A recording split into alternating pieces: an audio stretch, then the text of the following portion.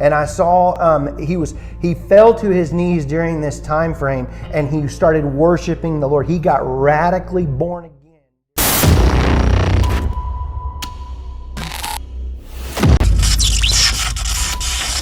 Enjoying these videos? Don't forget to show your support. Hit the like button and share to spread the word. If you haven't already, be sure to subscribe to our channel for the latest content. Leave a comment below and let us know what you think. We're always open to suggestions. Also, visit the website at jamesanthonyreport.com to support our Patriot-approved sponsors. Your purchase keeps us on the air and ensures we continue providing you with info on the topics you like most. Now back to the report. Come on, man!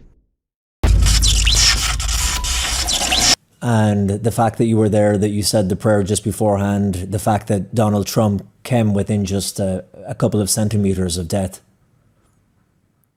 Well, it's definitely, the grace of God. It's definitely a testament to the power of prayer in events. I'm not saying me personally, but the effect, the invisible, powerful effect of the angelic realm. While the conversations concerning the assassination attempt of President Donald Trump continues to rightfully focus on the failures of intel and security agencies in place to prevent such acts from happening, both secular and religious figures in politics and media are calling Trump's survival miraculous. We cannot know what the future holds. Miracles are typically defined as welcomed events that cannot be explained by natural means, and are therefore described as works of a divine agency. God spared President Trump from that assassin because God is not finished with him yet. Many of us use the term without a clear understanding of the unseen forces that are necessary for miracles to manifest in the physical realm. I saw an attempt on his life. This bullet flew by his ear, and it came so close to his head that it busted his eardrum. And I saw he fell to his knees during this time frame, and he started worshiping the Lord. He got radically born again during this time frame. I'm talking, people say he's saved now, but he becomes really on fire for Jesus, for what I saw. The Lord told me, he said, I am not done with America. Posting on his Truth Social account. Here's his latest post. It came in just moments ago. Thank you to everyone for your thoughts and prayers yesterday. It was God alone, he said, who prevented the unthinkable from happening. We will fear not, but instead remain resilient in our faith and defiant in the face of wickedness. Our love goes out to the other victims and their families. We pray for the recovery of those who were wounded and hold in our hearts the memory of the citizen who was so horribly killed. In this moment, it is more important than ever that we stand united and show our true character as Americans, remaining strong and determined and not allowing evil to win. Speaking at a Heritage Policy event in response to the awful events of July 13th, 2024, saw Tucker Carlson attempt to describe these unseen forces at play. This is not ultimately political. This is much deeper. And I think what happened on Saturday, the assassination attempt against President Trump, reminded a lot of people this, or awakened a lot of people to this. There is a spiritual battle underway. There is no logical way to understand what we're seeing now in temporal terms. You just can't. These are not political divides. There are forces, and they're very obvious now, they've decided for whatever reason to take off the mask, whose only goal is chaos, violence, destruction. And there are the rest of us who, once again, are not always certain we're right, but we know that that's bad. It's much deeper and older and more recognizable than that. This has been going on since the beginning of time.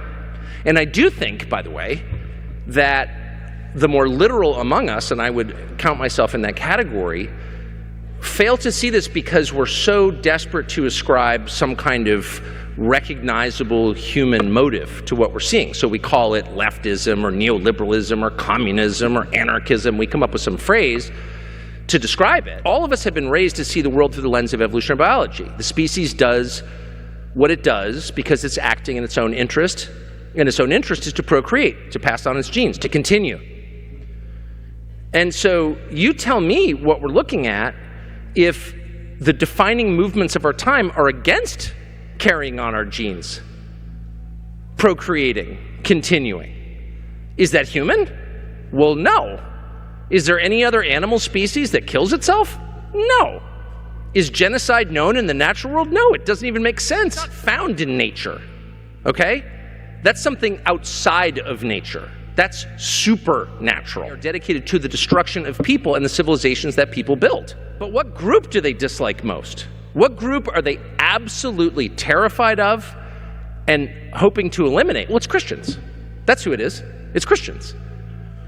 And I'm saying this as not a particularly fervent, lifelong Christian. I am a Christian, but I haven't spent my life, surrounded by plumes of incense deep in prayer. I spent my life in a newsroom saying the F word. I mean, I'm not sort of a pious person at all. It was true during the Cultural Revolution. There weren't many Christians in China. They were the first to be killed.